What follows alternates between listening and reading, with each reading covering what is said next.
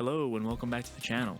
Today we're going to be talking about a simple concept of making things dirty through oil washes. We're going to be doing thick, thin, blending, stippling, sponging work, all types of techniques to get this Trench Crusade model looking gross, just the way you see it here. Now this is definitely a stylistic choice for a painting technique. It doesn't look great on every single model, but for something dirty like a Trench Crusade model, I think it works out well here. And it might be an acquired taste, but I do like it on certain models. We start off with a normal zenithal model. This is just so I can see the shadows and the highlights. I'm next going to move on to base coating the entire model in Vallejo Gunmetal Gray. It's a great mid-tone gray. It goes great through the airbrush. I'm just trying to lay down an even coat over the model here to establish the metallics of this model. It's pretty much all metallics, so we can cut a lot of time out here by using the airbrush. Next step, I'm going to take a black ink and I'm just going to shoot below to hit our shadows. This is just to reestablish them. It also helps kind of add depth to this metallic, even though there already is some. It just helps. Next, I'm going to use a beige color from Vallejo to just kind of fill in my panels here, the armor panels. This model doesn't have a ton of them. I'm kind of sticking to the shoulders, the chest, and I think the arms and hands have some panels on them. But I'm just doing a nice even coat of this beige to cut in on these panels. This is a part of a larger warband set, and this beige is basically the main color of that set.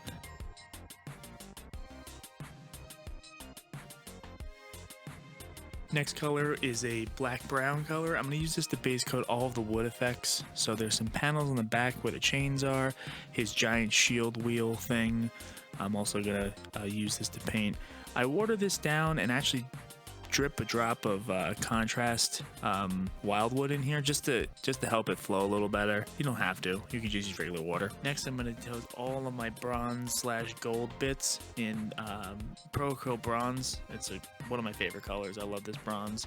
And I just like to hit all the accents. Anything that I want to have that just pops out as a different color from our standard metallic. Quick tip, you only need about 1 or 2, maybe 3 metallic colors on a model, and you just basically base coat all your metallics in one, and then you just pick out using maybe a copper and a bronze to pick out the fun stuff, and it really adds a lot of contrast to the model. Now we come to our wash step. This is really where we're going to be adding the grime effect to this model with a black-brown wash that is pretty thick. As you can see me laying on, it really leaves a lot of oil on the model, and that's the purpose. We're actually going to be leaving pooling on the model as well. Normally, we would want to kind of dry this up with makeup brushes, paper towel, whatever. For this specific technique of making this look really gross, I'm actually leaving all of this on here. Normally, I would take a lot of this off and build up that color other ways.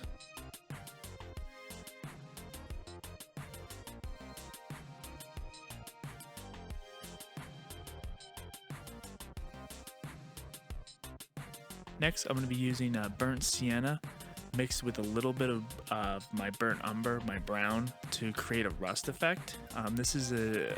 Oil is a great way to do rust.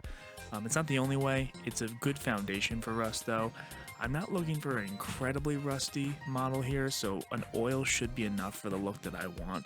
I'm really going to try to shoot this into the joints, bottom of the chains, where water would kind of pour down the model and collect. I'm not going to do a ton of streaking. I do a little bit, but nothing crazy. I'm just trying to actually pull this towards the edges of the armor panels to get this specific look of just real buildup of dirt and grime, and at this point rust. Next step is to come in and add a little more weathering and chipping. This I'm going to use a sponge attached to some tweezers, and I'm just going to dip it into some Citadel lead belcher and stipple and sponge around the edges of all the panels and most of the metallic parts. This is subtle, but it definitely leaves enough where when you get close up on the model you can see the chipping effect, but it's not too aggressive where looks like it's chipping over the rust. I don't know if that explains it the right way. Like if you were to chip something, you would get the bare metal underneath it, so it should cover up some of that rust effect, but it's not going to completely overpower it. Next, we're just going to add a highlight to all the wood effects with Vallejo Flat Earth. Pretty standard here, we're just hitting the edges, nothing crazy. Again, we're keeping this model dark and dirty, so we don't need to do multiple layers of transitions of highlights for this. We're keeping it simple today.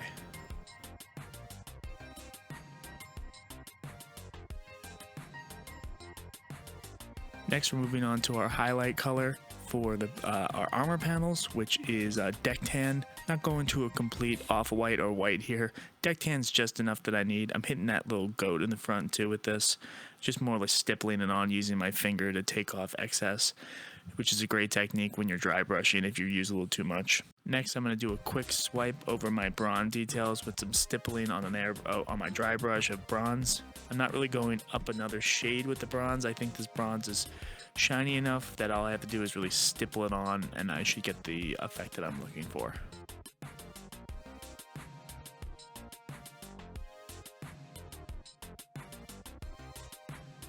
Here on my last step, I'm just using a mix of lead belcher and Vallejo Air silver to just kind of go over a lot of the parts of the model for metallics. I'm not really going crazy with this, but I'm taking the most highlight layers of edge or whatever the most striking edges are, and I'm just picking out little details here and there.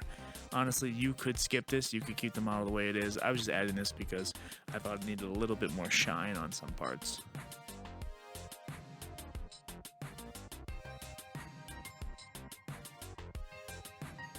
And there you have it.